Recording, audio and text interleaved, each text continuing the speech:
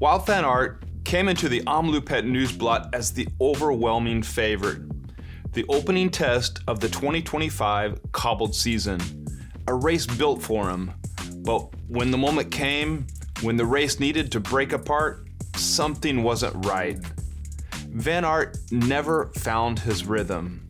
I feel quite tired. It was not the race that I had hoped for, he admitted afterwards. I felt never really being in contention, just missing that feeling that you need for a classic like this. So what happened? Visma Bike rode a strong race. They were always present, always working, always keeping Van Aert in position. Matteo Jorgensen, the American, put in a massive effort, covering moves and trying to help Van Aert in the final. Tiesj Benoot did one huge pull to close the gaps late in the race.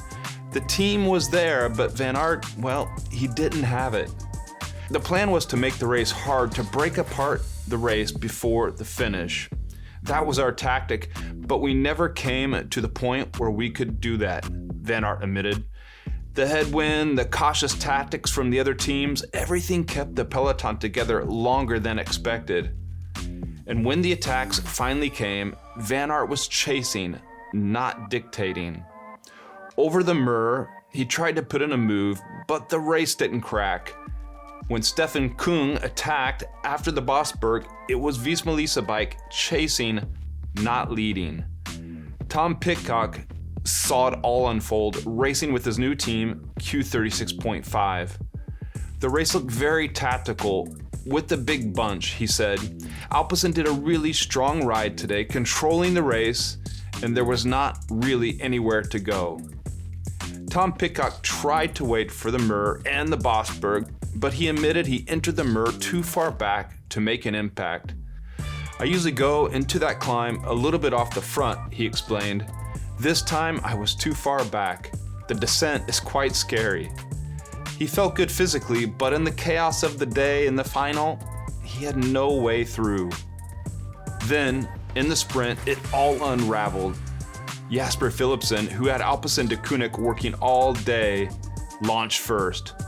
But Søren Warnskold had the timing. The 24-year-old Norwegian stunned the field, surging past Philipsen and Paul Meunier. In the final meters, he clinched it, his first ever World Tour victory. I'm pinching myself, Warnskold said after the win. I came to Belgium for Sunday's race, and this one rarely ends in a sprint. Even Philipsen seemed caught off guard. He had the Alpecin team control the race, shut down the moves, put him in position, but in the final meters, he got jumped, a rare sight. Van Aert, he was nowhere in that final push, boxed in, no sprint, no shot at the win.